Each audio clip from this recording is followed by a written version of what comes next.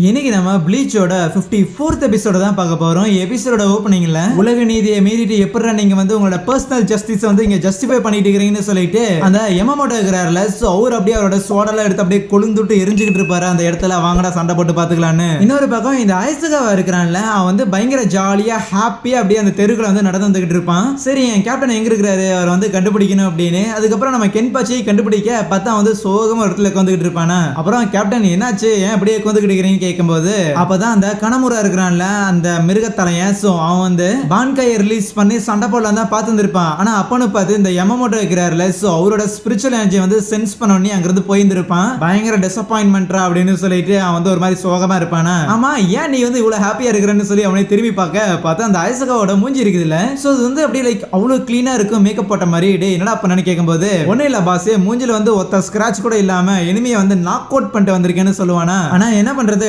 Dress தான் லைட்டா அழுக்காயிடுச்சு. But இப்ப பாரு ட்ரெஸ்ஸையும் மாத்திட்டு இப்ப வந்து எப்படி சூப்பரா ஒரு மாடல் மாதிரி இருக்கிறேன்னு சொல்லி பயங்கரமா ஜாலியா இருக்கேன், ஜாலியா வேற இருக்கிற அப்படின்னு சொல்லிட்டு அந்த கென்பச்சிக்கு லைக் அப்படியே ஒண்ணுமே புரியாது. அதுவே அந்த இசாக்கி இருக்கிறான்ல, சோ அவன் அப்படியே ஓரமரத்துல படுத்து கிடப்பான். என்ன மேட்டர்னு பார்த்தா அந்த ஐசகாவை அவனோட பவரை வந்து யூஸ் பண்றேன், ஆனா இதை யார்கிட்டயும் சொல்லிடாத அப்படின்னு சொல்லி பயன்படுத்தி இருந்திருப்பான்ல. ஆக்சுவலி அவனோட ஜான்பாக்டோ வந்து இந்த இசாக்கியோட மொத்த பவரை வந்து அப்சர்வ் பண்ணியிருந்திருக்கும். சோ அதனாலதான் அந்த இசாக்கி லைக் நகரவே முடியாம அதே இடத்துல படுத்து கிடக்கிறான். பட் அந்த ஸ்பிரிச்சுவல் பவர் எல்லாருமே அந்த ஐசகாவுக்கு கிடைச்சோன்னே அவன் பயங்கர ஜாலியா ரொம்ப எனர்ஜெட்டிக்கா சுத்திக்கிட்டு இருக்கிறான் ஊருக்குள்ள. இங்க அந்த யமமோட்டோ அவரோட நெருப்பு எல்லாத்தையும் வர வச்சுக்கிட்டு அந்த இடத்துல பயங்கரமா ஃபிளெக்ஸ் பண்ணிக்கிட்டு இருப்பாரு. இதை பார்த்து அந்த ஷீரோ, இதை பார்த்து நான் எவ்வளவு நாள் ஆச்சு, இந்த ஒரு பயம் ஏதோ ஆள் கடல்ல இருந்துகிட்டு அதோட மொத்த சுமையும் வந்து சுமக்கிற இந்த ஒரு ஃபியர் வெறும் ஷீகாய் ஸ்டேட்லயே அவரோட ஜான்பாக்டோ இந்த அளவுக்கு பவரையும் ஹீட்டையும் வெளிப்படுத்துது. வானத்தையே உருக்குற அளவுக்கான ஹீட்டை வெளிப்படுத்துற அந்த ஒரு ஜான்பாக்டோ இருக்கிற ஜான்பாக்டோவிலேயே ரொம்பவும் பழசு, அதே நேரத்தில் பயங்கர சக்தி வாய்ந்ததுன்னு சொல்லி அந்த ஷீரோ அதை ஆச்சரியமா பார்த்துக்கிட்டு இருக்கேன். ஸோ அதுக்கப்புறம் ஷன்னும் சரி ஷீரோவும் சரி நமக்கும் வேற வழி இல்லையேன்னு சொல்லிட்டு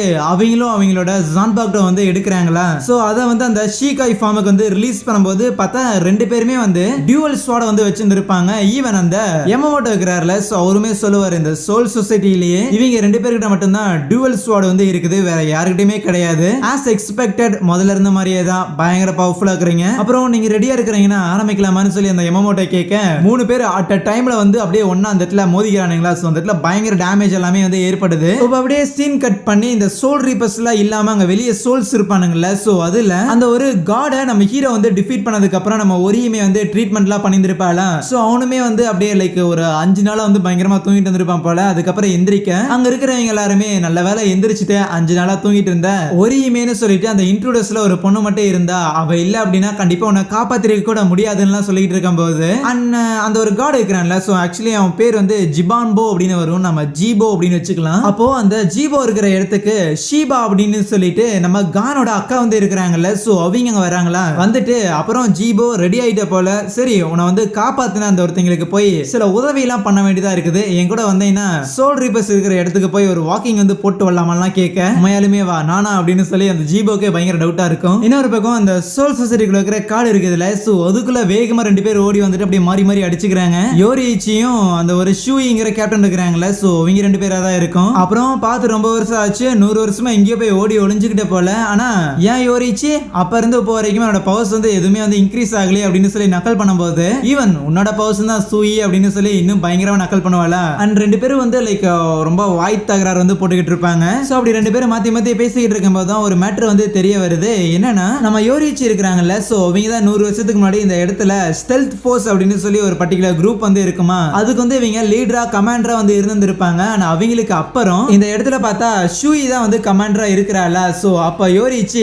என்ன ஏன் இந்த அளவுக்கு நீ கடுப்புல சுத்தி இருக்கிற, ஒருவேளை உன்னோட சீனியரான என்ன வந்து பார்த்தங்காட்டி இந்த ஒரு காண்டா இல்ல அப்படிங்கும்போது என்னோட ஒரு வேலையை வந்து நீ எடுத்துக்கிட்டியே, அந்த ஒரு வேலை வந்து பயங்கர கடுப்பா இருக்குது அப்படின்னு சொல்லிட்டு அந்த ஒரு கடுப்புல வந்து அட்டாக் பண்றேன்லாம் கேட்க, அப்படி நீ நினைக்கிறேன்னா நினைச்சுக்கோன்னு சொல்லிட்டு டக்குன்னு அந்த ஷூயி அவ வச்சிருக்க சோடை எடுத்து அப்படியே அங்க இருக்கிற மரத்து முன்னாடி வந்து லைக் அப்படியே குத்தும் போது டக்குன்னு பார்த்தா அவுட் ஆஃப் நோவர் அங்க வந்து அந்த ஸ்டெல்த் ஃபோர்ஸஸ் சேர்ந்த எல்லாருமே வந்துடுறானுங்க. சோ அவனுங்களா பாக்குறதுக்கு ஒரு மாதிரி நிஞ்சா மாதிரி இருக்கிறானுங்களா. என்ன மேட்டர்னா இந்த மாதிரி ஸ்டெல்த் ஃபோர்ஸோட கமாண்டர் வந்து இந்த ஒரு பர்டிகுலர் சோடை எடுத்து யார் கூட சண்டை போடும்போது தரையில எடுத்து ஊனிட்டாங்க அப்படிங்கும்போது அவங்களுக்கு எதிராக யார் இருக்கிறாங்களோ அவங்க வந்து சாகடிக்கணும் அப்படிங்கிறது தான் ரூல் ஆமா. அதே மாதிரி தான் அங்க இருக்கிற எல்லாருமே வந்து நம்ம யோரிச்சி அட்டாக் பண்றதுக்காக தான் வந்திருக்காங்க. பட் யோரிச்சி ஒரே ஸ்பிளிட் செகண்ட்ல அங்க இருக்கிற எல்லாருமே வந்து அடிச்சிட்டு நான் வேணா ஸ்டெல்த் ஃபோர்ஸோட கேப்டனா இல்லாம இருக்கலாம், பட் ஸ்டில் அந்த அளவுக்கு பவர்ஃபுல்லான ஒரு ஆள் ஆளுதான்ப்பா அப்படின்லாம் சொல்லிக்கிட்டு இருக்கேன். அதுக்கப்புறம் ஷூயுமே சரி அவங்களால முடியலன்னா என்ன, ஸ்டெல்த் ஃபோர்ஸோட ஹெட்டா என்னால இதெல்லாம் பண்ண முடியும்னு சொல்லிட்டு அப்படியே அவரோட கோட் எல்லாம் ரிமூவ் பண்ணிட்டு அவன் வந்து சண்டைக்காக தயாராகிறான். ஆனா எகைன் திருப்பி ரெண்டு பேரும் மாறி மாறி அடிச்சுக்கிட்டு இருக்கும்போது அப்ப ஷூ இருக்கிறாள்,